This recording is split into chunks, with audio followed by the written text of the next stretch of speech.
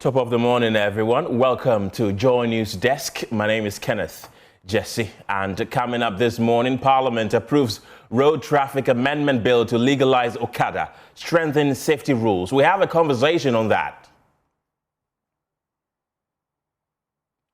ECOWAS Council of Ministers tables President John Mahama as sole candidate from ECOWAS for chairperson of the African Union. And as the festive season approaches, commercial drivers in Accra worry about a rise in road accidents. We've got the latest of these and many other stories coming up in the next 1 hour, plus business updates as well. Don't go anywhere.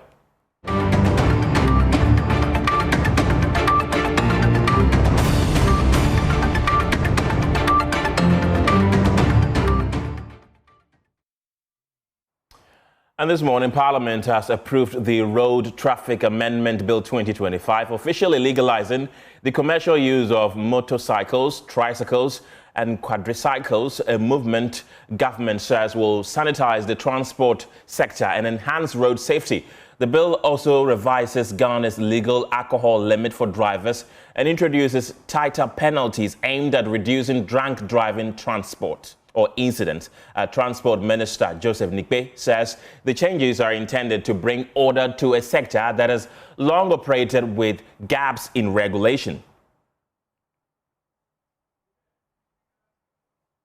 Right, and of course, as we mentioned earlier, that has already got into Parliament. We'll be going through them shortly. Some of the things contained in this particular bill, and they say that the purpose of the Traffic Bill, Amendment Bill 2025, is to amend Road Traffic Act 2004 to provide for the limit for the determination of alcohol concentration in drivers. So the provisions of this bill, the Clause 2 says that it amends Section 10 of Act 683 to revise the prescribed limits for alcohol concentration in 100 millimeters of breath, blood and urine to 21.87 micrograms of alcohol.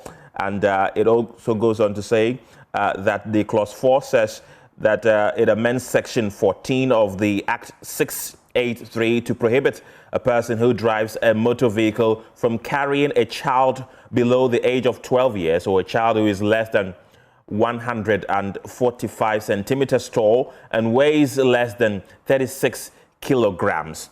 So Clause 6 also says that it seeks to amend Section 23 of Act 683 to prohibit a person from carrying a fare-paying passenger on a motorbike or using the motorcycle for any commercial purpose unless the motorbike is licensed under the Act and meets the requirements specified by the licensing authority, the regulatory authority, and regulations made under the Act.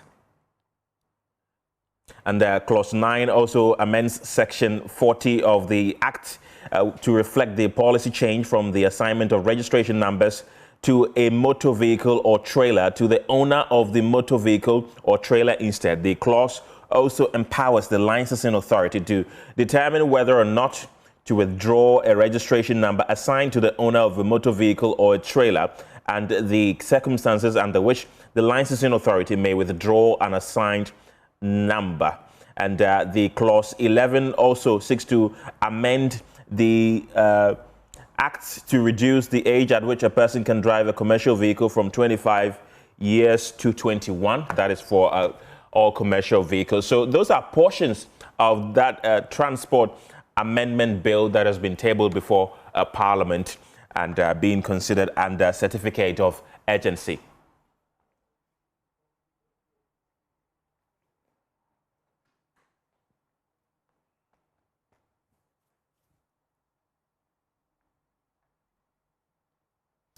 All right, so let's have a conversation on the back of this and speak to Cyril Crabb, who is the leader of the Accident Victims Support Unit. Thank you for your time this morning. This Okada bill has divided opinions. While some welcome it, others say it is a recipe for disaster. What do you think, legalizing Okada in Ghana? Thank you. Well, I join both sides in this particular discussions.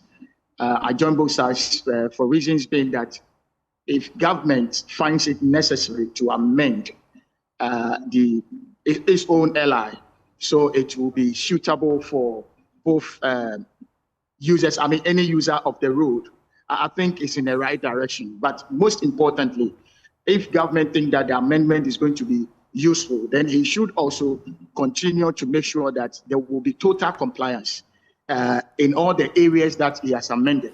All the areas that he has amended before was an issue. It was a disaster sitting there. And government have realized that, look, this disaster, something can be done about it. We are good for it. But if after amending it, government is going to sit aloof without, making sure that there will be total compliance, then the amendment would not be useful.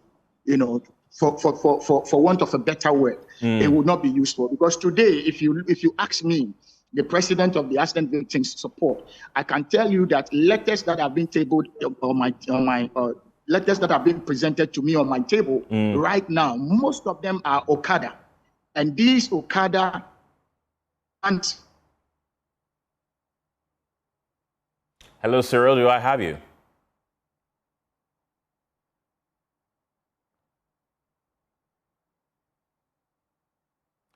Right. We're trying to connect once again to Cyril Crabb, who is the leader of the Accident Victims Support Unit there. But in the meantime, though, let's speak to other persons. Abbas Ibn Chambers is the national organizer for the Okada Riders Association. Abbas, grateful for your time this morning.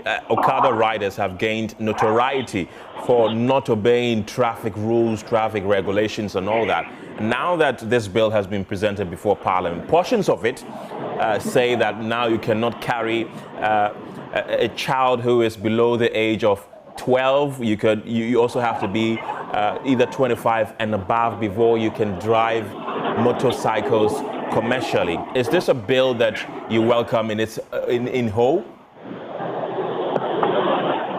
Hello, Abbas. Hello. Yes, sir. Good morning. Good morning. Yes. I'll use this opportunity to send warm greetings from Okada riders to all Ghanaians listening this morning. Fortunately, we are doing joint. Our secretary also is on the line. My name is Abbas Ibn Chambers, the national organizer for Commercial Motor Riders Union. Where we have gotten now is we can say is the 30th part of our what we are looking forward to. Today, yesterday or last, we had the law delay, and it's very exciting. Abbas, if you can kindly reposition yourself, where you are is quite noisy. If you can kindly reposition yourself so we can have a conversation. That's what I'm trying to do, because I'm hearing a lot of noise from the background, and I don't know where it's coming from as well. But we'll try and manage. So let's go. Please, can you hear me? Yes, I can. Right. Hello. Yes, you were saying something. I was saying we are very happy with the process so far, because that's what we fought for, and that's what we requested from the current government. Current government made promise when they were in opposition, 2020, that when they come to power, they will legalize Okada for us, which has become our burden, on our business. So earlier on, the government selected some of executives to go to Rwanda to go and study how the Okada is operating at Rwanda. Okay. And our national chairman was one of the delegation. And they came out with directives. And that's what we are trying to implement now. And earlier on, we heard of the age limit which came in, which we knew it was coming from the transport regulation, which was existing already. Okay. So we call on the government that looking at our riders, when you go to our villages, and Okada has become like temporary work for some of the riders. They do it to solicit money to go to university or to continue their education. Okay. So if the government can look into that for us, from our education, government listened to us, and it was reduced to 21 years, which is much better for us. We are okay with that one. At age 18, you can ride your motorbike, you can buy a motorbike, but before you can use it for commercial, you have to be 21 years before you can use Okada or you can use motorcycle for commercial purposes. So that one has been resolved already. But we don't have issue with that one again. But Abbas, what we are looking forward is the legalization of the operation. Abbas, can you hear me? That has been our burden. If your work is not legalized in the country, you can't do it with any passion. You are doing it as a criminality in the system. You can't go to court when something is not in the right distance for you. So we are happy tomorrow we come to hear that our business is legalized, because that's what we do for our living. Abbas, with the age limit being reduced from 25 to 21, are you sure that your association is going to comply with this? Because we usually see people as young as 16 riding Okada in town. Is that something that your association is really ready to comply with, the 21 age limit? Actually, the 21 age limit is what we, the union, requested from the government. Okay. We requested because we don't even encourage young children or young people doing Okada, because it needs more ideas. Taking somebody behind you on Okada bike is not easy. So if you are 18 years, as the Ghana law requires, you can drive, you can ride. But before you can do commercial, to take innocent people behind you, you have to be a bit mature. So for that one, we requested, and we are happy with the 21. The union has accepted it, and we like that. One of the conditions in this bill also is that now, if you're an Okada rider, if it is eventually passed, you cannot pick a child who is below the age of 12 years. Is that something also that you are willing to sacrifice and do? Please come again. Now the new bill, if passed into law, will require that Okada riders will not pick passengers who are either 11 or below, who are younger than 12 years. Is that something that you are also willing to comply with? Let's assume that a passenger and then the child who is below 12 is trying to get on the back of your Okada. Is that something that you say that the law now requires that if you are not 12 and above, you will not join us, so we comply with it? Is that something you're going to comply with? No, for that one, I don't think. We just heard of that one. And we will do our meeting and see how we will deal with that one. Because looking at our work, if you go to some of the villages in the hinterlands, is the Okada they use to transport children to school. Some children's school places are far from their residence, and they need to get Okada. Last week, we were at Togo doing some research, and we are on the helmet development program. We want to get a standard helmet for the nation, for the country. Because as we are speaking right now, we don't have a standard helmet for our work. And we are in the meeting discussing that one.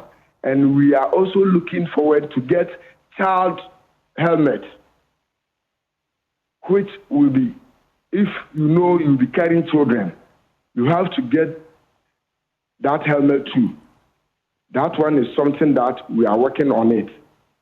So to say 12 years cannot, before 12 years cannot board on Okada, that one, I don't think it will be appropriate for our work. And we will see how we confront government for that one. But during your deliberations with government, didn't that come up?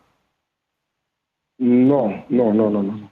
That's something we just something that just came in. That is something that just came in. So we will call on the government and see. Okay. Since we know the government is a listening government, as they listened to us earlier on the age riders limit, we believe they will do something about it. Okay. Abbas Ibn Chambers, thank you very much. He's the national organizer of Okada Riders Association. Let's bring back Cyril Crabb, who was speaking to us earlier. He's the leader of the Accident Victims Support Unit. Cyril, we lost you, unfortunately, but glad to have you back once again. We were talking about your view on this new Okada bill. You say you are both for and against it. Why? Reiterated to you, I think we are going to be faced with a lot of challenges with compliance on our roads. And this Okada legalization is going to come up with a lot of challenges that I think it will be very, very difficult to really find, the way, through it. It's going to be very difficult. And I'm talking from the background of the Okada victims that I talk with. Some of them will knock you down, and like he said, some of them will knock you down, run away. Some of them are not on the prescribed helmet. It's another challenge, So even though it has been accepted by Parliament, this challenge has not been, really dealt with, and it's going to be there. Mind you, we have the challenge also of insurance, where they are going to be regulated properly to pay insurance, or when they cause any accident, victims who are involved will receive insurance or compensation. As I talk to you now, victims that we have, we know that they will not be eligible for compensation when you write to the compensation fund for support for these victims. And the Okada crashes is on the increase, it's on the rise. So indeed, like I said, I am against it when these two things are not done, but I'm for it when it will be done and it will be stringent. That is compliance. If they are going to comply with every inch or every point in the amendment, that will be very fine. That will be very fine. Like he rightly also said, that is a source of livelihood for 21 years youth in Ghana, and we want employment for the youth. That is fine, but that will not be at the detriment of our lives. No, So I think that if the government will go back, this is the first step. It is not legalized yet. It has been accepted, which will be considered. If President assent to it, it will come back to the committee. And I believe and I'm trusting the 13-member committee that tabled this before. Yes, I know them. I know that they are very, very competent. At least I've worked with a lot of them. I know Supo Alexander Obin, who I have been with, and I know that he knows the challenges and the difficulties that these Okada poses to the threat that it poses to the entire country. So he will do that will be as a lifesaver for all. Other than that, we are going to be in trouble. And I'm pleading with the committee that they should add especially saving, costs that will help these victims who get involved. Because when you look at the recklessness on our road, part of Okada riders and gear riders, they are becoming nuisances on our roads, which if we should be a developed country and we are considering, they should far away from this. They should be there, like he said, in the rural areas, that is very useful, which transport pregnant women to the hospital for whatever they are to do. Useful at some part. Threatening that this Okada should be considered there. But I'm saying that I trust the committee that they are going to put in a lifesaver clause that those crashed with Okada, they are going to be given the necessary compensations. Compliance is 100%.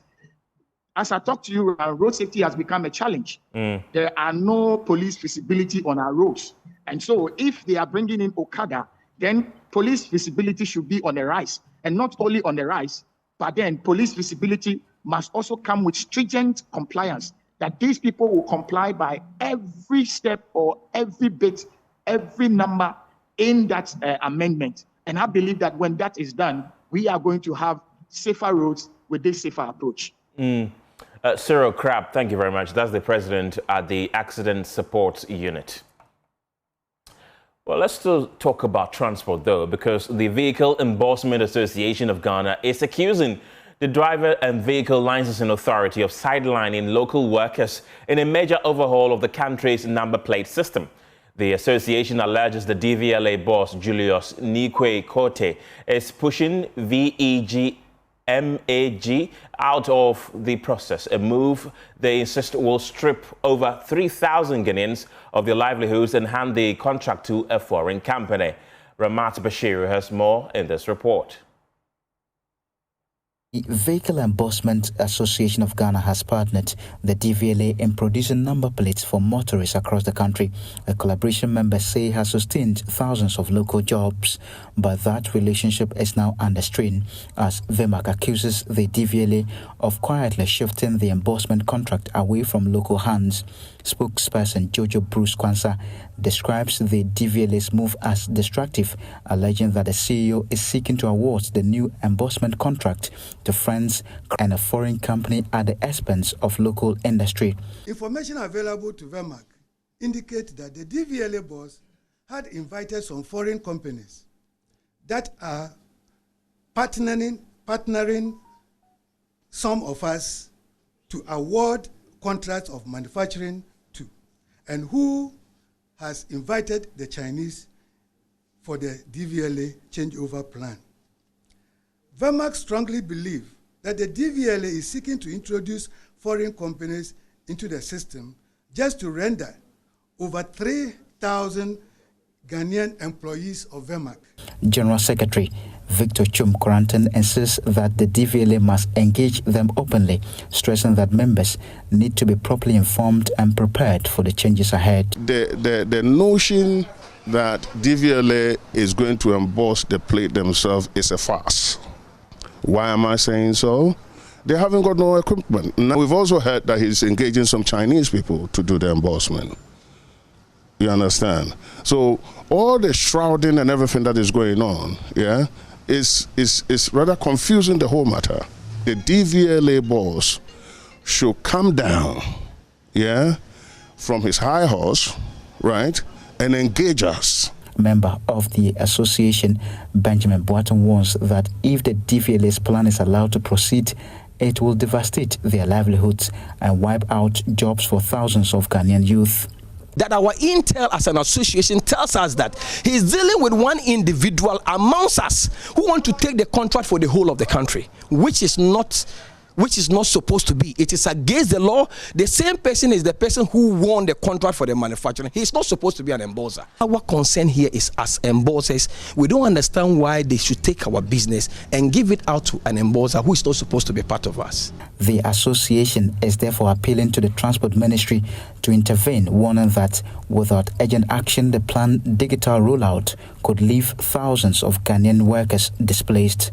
Ramat Bashiru's report for Joy News.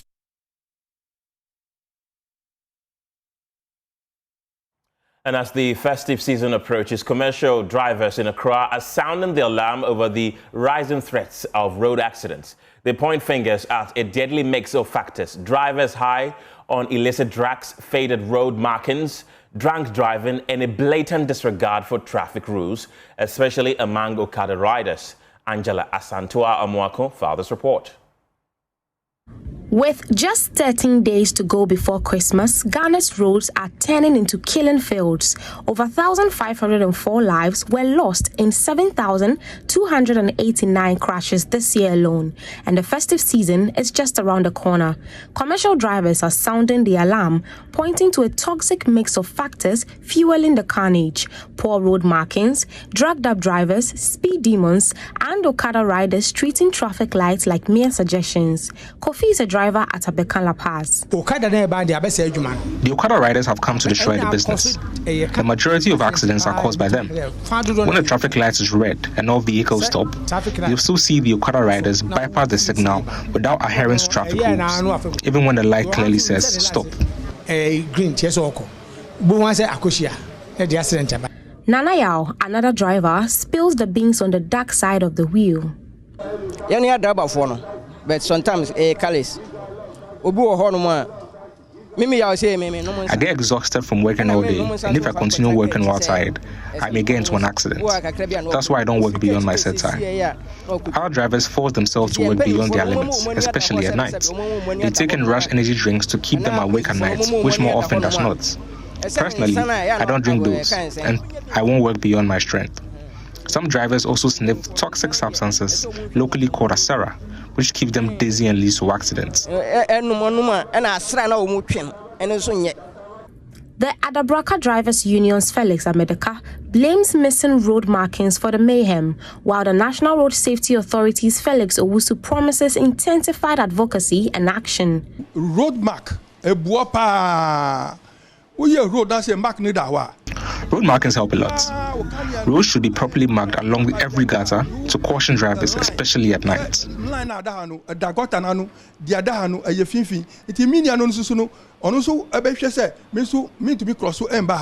Acting Greater Accra Regional Head of the National Road Safety Authority, Felix Owusu, acknowledged the concerns and assured that intensified advocacy and collaborations are underway to ensure safer roads this festive season.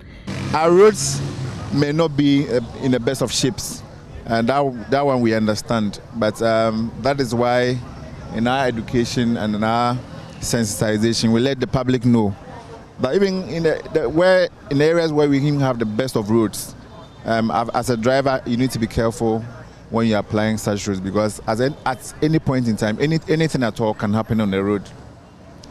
At a road safety float organized by the Ghana National Association of Driving Schools, the regional chairman, Emmanuel Danso, said the initiative aims to sensitize drivers on safe driving practices. We want to take this opportunity to advise the drivers, because during these festive seasons, drivers will want to go and come quickly, contemporaneous, and we want to advise the drivers that driving is not about speed. It's about life. The situation on Ghana's roads is dire. With lives lost and families torn apart, authorities must act now to enforce traffic regulations, improve road infrastructure, and curb reckless behavior. Let's ensure a joyous Christmas for all. An ECOWAS Council of Ministers meeting in Abuja, Nigeria, has tabled President John Mahama as its sole candidate for chairmanship of the African Union when the rotating chairmanship gets to West Africa's turn in 2027. The Authority of Heads of State and Government is expected to adopt this declaration on Sunday. Let's read this statement to that effect for you. And it says, considering the request of the government of Ghana for the support of member states for the candidacy of the Republic of Ghana to the chairmanship of the African Union in 2027, considering also that the Republic of Ghana is an important ECOWAS member state and contributes to its international standings, and considering further the need to maintain and increase the chances of ECOWAS occupying positions in regional and international organizations, determined to work in a concerted manner to support the candidacies of ECOWAS member states or their nationals in international organizations, including the African Union, in order to ensure that the interests of ECOWAS continue to be promoted and protected, desiring to adopt a common position for effective support and voting in favor of the election of the Republic of Ghana to the chairmanship of the African Union in 2027. The Authority of Heads of State and Government have adopted the declaration of support for the candidacy of the Republic of Ghana to the chairmanship of the African Union for the year 2027. That's the statement coming from Abuja and shared by Foreign Affairs Minister Okudzeto Ablakwa.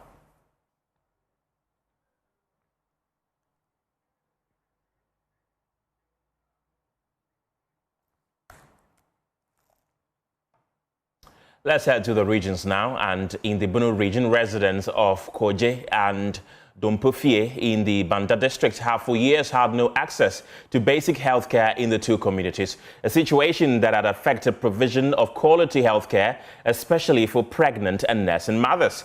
However, the situation is set to improve with the completion and handing over of two CHIPS compounds. The district assembly assures the chiefs and people that health infrastructure will be prioritized to improve the basic healthcare needs of the people. Precious Semevo has more.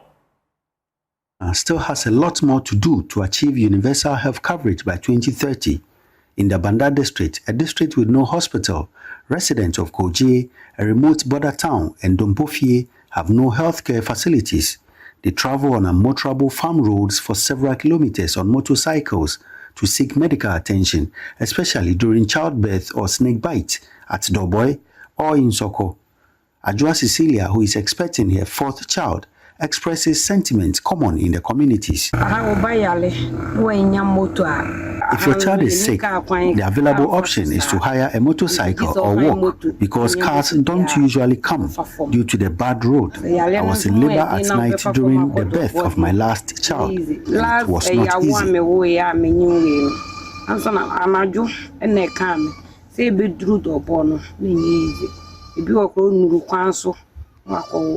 To address the challenge, the Assembly has completed two previously abandoned CHIPS compounds to offer basic care to residents.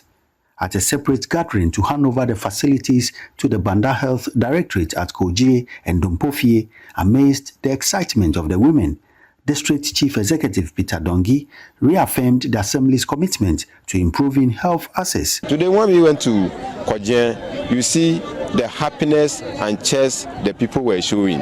Likewise, when we also arrived at Dompofie, the shoes we have worn today, completing a legacy project, testify that whatever led to be added up as long as Banda District Assembly is concerned. And President Mahama is also the President of the Republic, will provide all their needs and services for them to live in a better life. So more to come, as I have also assured them. If I have done this is step one. The step 2 and step 3 will also follow. Ajua and other residents relish the impact of the CHIPS compound with an appeal for more. The facility will really help us.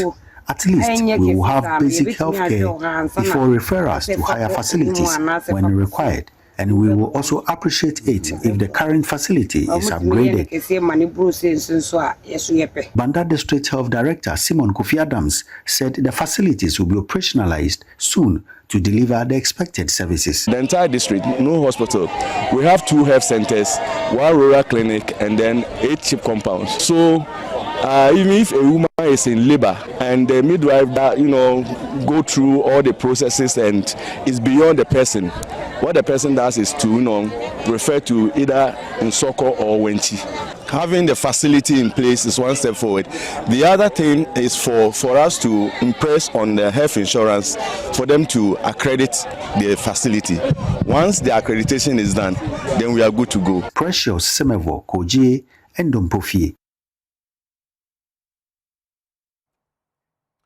From the Bunu region, let's head to the Ashanti region, where the Kumasi Metropolitan Assembly is racing against time to relocate temporary occupants along the Ahojo-Santasi Road to make way for the dualization of that stretch. More than a month after the KMA ordered car dealers, mechanics, taxi operators and squatters to clear out, the stretch is still cluttered as the Assembly secures new trading sites for the occupants. Emmanuel Bright-Kweku reports the Assembly is aiming to complete the relocation exercise by January 2026.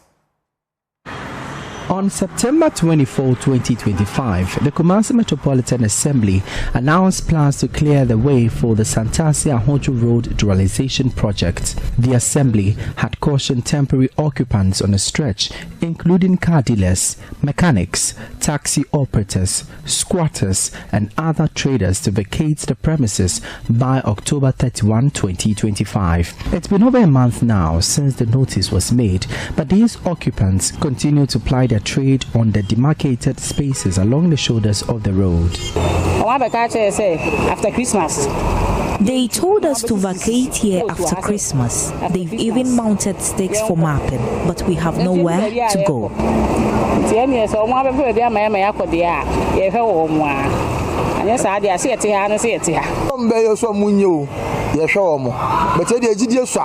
If they claim they will do it, we are observing them. We are of little faith for the road construction.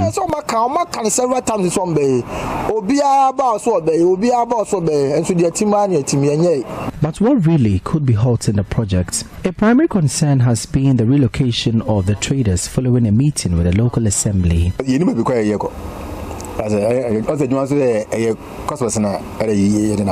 don't even know where we are going. If we knew where we would be going, we would probably inform our customers about our new location.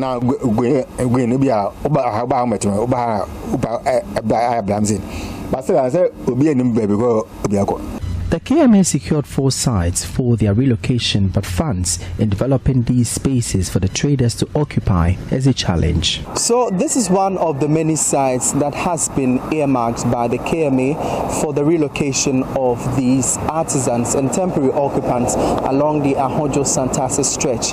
But for the time being, this has been the case of it's all under the lentil level. And in fact, the KMA makes us understand that funds to complete this project is one they are racing time against to find. Henrietta Ifia Kunedu Abwaji is the PRO for the KMA. The assembly is supposed to clear the place for them, make sure the place is in shape before they go there, but we are constrained with funds. So what the chief executive has done is that he has gone back to central government and to the contractor who will be doing the work that this is the challenge that the assembly is facing.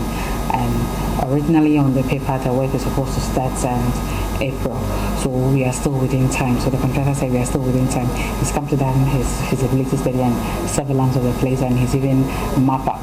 And so if you go around, you see some labeled yes, I don't have the correct term for it, been put there so that it's that way. So we are within the range. So we are really hoping that as from now going, at least by January, we should be done with the preparations of these sites so that they can move there and the contractor can move in to do the work.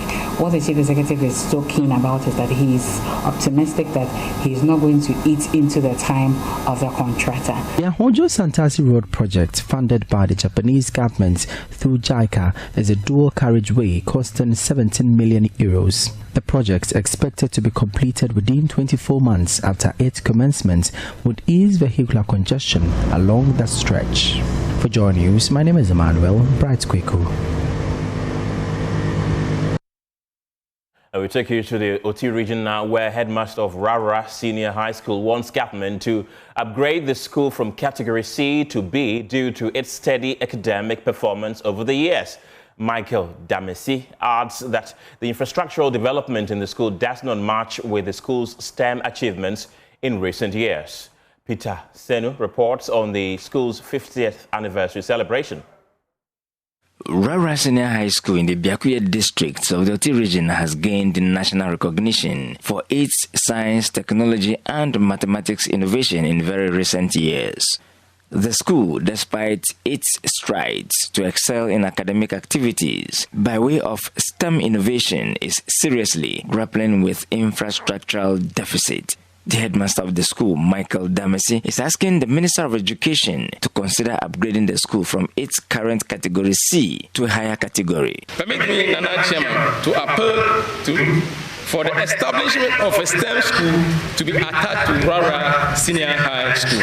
Even though we are performing well in the STEM activity, we run no STEM program, not that we got anything for STEM. So we're very happy if the government can use this opportunity to establish a STEM school attached to Rara Senior High School. Besides, inferring from the above, Rara Senior High School, a no that has a comparative advantage in STEM activities. It would therefore be appropriate to establish a STEM farm for the school to make the program sustainable and for maximum benefit. And Chairman, honorable members here gathered, it is no exaggeration that Rara Senior High School, even though a grade C school, is able to rap shoulder with grade A schools. In this regard, we will be much grateful if the school will be upgraded to a category B or A school. He has also called on the government to consider completing projects it started decades ago that have been abandoned. We further appeal for the following: completion of all abandoned projects on the school premises as mentioned, especially the dining hall and assembly complex and the boys' dormitory. Construction of a 2 new classroom blocks, one for science block and the other for other classes, and 2 dormitory blocks for both boys and girls. Provision of a big bus and a pickup. We are therefore confident that when these facilities are improved, undoubtedly it will enable us to accommodate more learners whilst ensuring that our discipline standard and academic standard are not compromised. DOT Regional Minister John Kwajo has assured the school of government's commitment to improving infrastructure in the school, while also stating the intention of government to establish a STEM school in the region to be sited at Rara Senior High School. You have shown that with the right environment, our young people can compete and excel at the highest level in science, technology, engineering, and mathematics. It is for this region that, in line with government's commitment to expanding STEM education, I am pleased to announce to you, I, as a regional minister for OT region, I have selected and working towards that the STEM secondary school for the OT region be put at Rara. This recognition is not a mere title. It comes with a lot of development. The school currently runs a smart farm and other innovations produced and constructed by students with the supervision of their facilitators. Peter Sanu for Joy News. Elsewhere in the northern region, Republic Bank has broken ground for a mechanized borehole project in the Tolon district. Well, this initiative has been warmly received by residents who see this as a vital development. The Tolon district, like many other areas in the region, face water scarcity issues, particularly during the dry season, which makes the project timely. Martina Bugri has more. Regions of the north face a recurring water crisis from October to May each year, with many dams drying up and forcing communities to trek long distance for water. This affects daily activities, including school attendance. The borehole, therefore, is expected not to benefit just the people of Dongoni, but surrounding communities. At the groundbreaking ceremony, Republic Bank PLC's managing director, Dr. Benjamin Dubuku, highlighted that a true financial institution should positively impact the lives of the people. This bank, as of September, our total asset was $19.1 billion and we made profit over $329 million. We are not only limited to figures and then the banking hall. A true financial institution should be able to make impact. That impact must have a lot of significance on the people and the environment in which they operate. And therefore, Republic Bank, we have initiative called Power to Make a Difference. And as a result of that, we are here today. CEO of Said Investment Limited, Divine Kwesiche, explained that the borehole system will be solar-powered and mechanized to minimize human intervention. We have already done what we call area survey, where we have earmarked some potential areas where we can get good groundwater to be used for the purpose.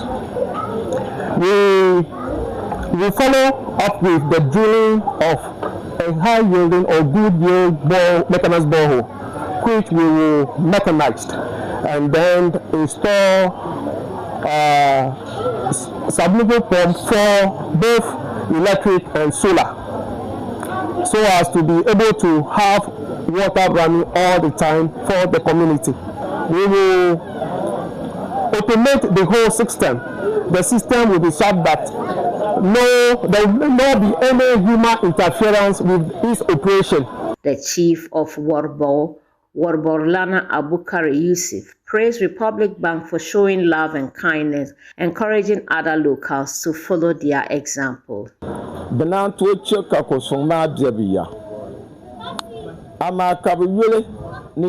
They chose to support us with water, recognizing our need. Despite having the resources to prioritize their own people in the South, their actions demonstrate love, and it is a reminder for us to show self-love and care. We are all connected, regardless of our background or origin. We are all human, Ghanaian, Dagbon, or Wodobugu, and share a common heritage. Let's forgive and move forward, fostering development and unity.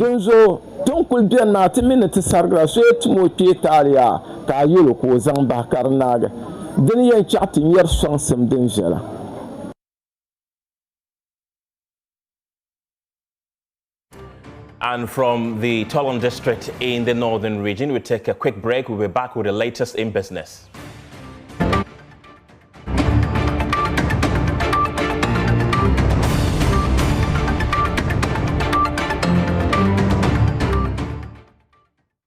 Thanks for staying with us. It's time for business. I am Michelle Ejekum, and now to our stories. The Ghana Revenue Authority has intensified its tax compliance drive in Accra, with its enforcement team conducting unannounced visits to 5 companies, resulting in the partial sealing of Kitia Furniture and Decoration over EVAT system issues and other companies. There's more in this report. Enforcement team of the Ghana Revenue Authority has carried out an operation to ensure tax compliance, visiting 5 companies in Accra. Kitia Furniture and Decoration, as Paintex, was partially sealed over technical issues relating to the EVAT system, while the Chinese-owned Ivan Plastic Company Limited was invited for questioning over alleged selective issuance of VAT invoices. Assistant Commissioner in charge of the Accra Central Area Enforcement Unit, Joseph Ajekwe Annan, briefed the media after the exercise. The first one we visited is Ivan Plastics at Abofu, Achimota. They are doing selective issuance. The place belongs to a Chinese. They sell plates, plastic plates. They claim they don't have records. And in such situations, we have to project. And please, if you think you can hide records, and for me, if I project, you go and bring the records. Because I'll project, the figures will so high that you'll not be able to pay. So then from there, we moved to Datalex Alaju. Now from there, we moved on to Inter Africa. They are supposed to be on the EVAT. Apparently, they are not complying fully with the EVAT regulations. We moved on to Kitia, where we find ourselves now. They are also supposed to be on the EVAT, but they are telling us that there are some technical challenges. So, they were not able to, and they are talking to the secretariat. But for me, I've always said that I'm an enforcer, and I'm a man under instructions. So what I'm asked to do is what I do. I was asked to come and enforce.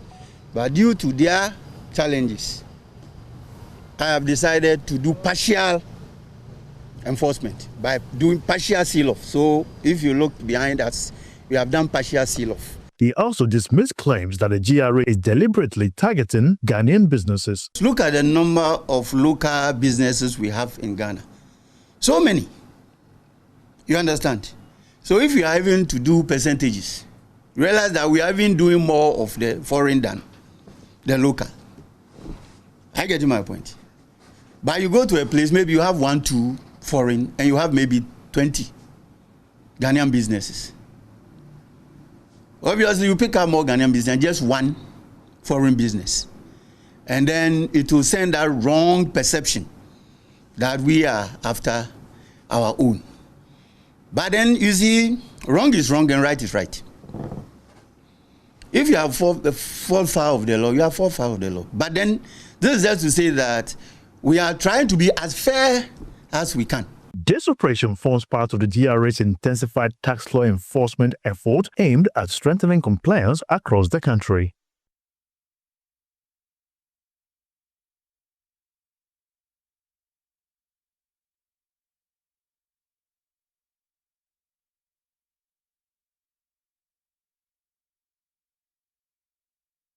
And that'll be all for business. I am Michelle Lejekum. For more business news, please log on to myjoyonline.com. Ken. Well, thank you very much, Michelle. And news just coming in indicates that the court has halted Daddy Lumba's December 13th funeral and blocking the release of the body. We have more of that on our midday news. Stay tuned. Thank you very much for watching. Bye for now.